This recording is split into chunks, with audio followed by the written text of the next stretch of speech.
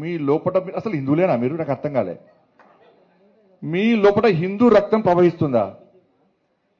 ఇవాళ సర్క్యులర్ చూసినా ఇవాళ ఇజ్జ పోతే సర్క్యులర్ చూస్తే ఇవాళ ఇప్పుడే ఇచ్చింది, ఇప్పుడు ఇంత సాయంత్రం ఇచ్చి సర్క్యులర్ ఇచ్చావు. ఏమి ఇచ్చింది తెలుసా సర్క్యులర్? రంజాన్ టైంలో అంటే సాయంత్రం 4 గంటల తర్వాత పోచట వాళ్ళు. నువ్వు రంజాన్కు 4 గంటల తర్వాత వాళ్ళకు ఉద్యోగాలు ఇచ్చిపెట్టి పోతే మాకు ఏమి ఇబ్బంది లేదన్నా. కానీ నా అయ్యప్ప ఏం పాపం చేసిండు? అయ్యప్ప స్వాములు ఏం పాపం చేసిండన్నా? నా అయ్యప్ప ఏం పాపం చేసిండన్నా?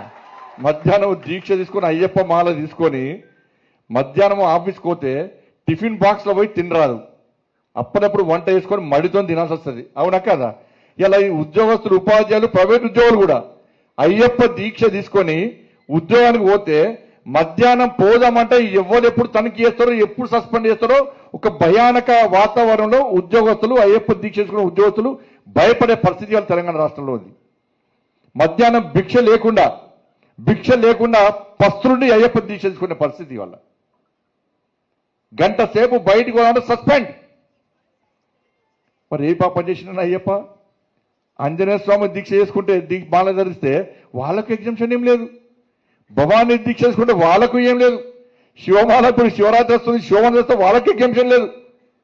మరి సర్కిల్ ఒక్కరికైనా అంటే హిందువుల పరిస్థితి తెలంగాణ రాష్ట్రంలో బిడ్డ బతికేది వాళ్ళ హిందువుల పరిస్థితి.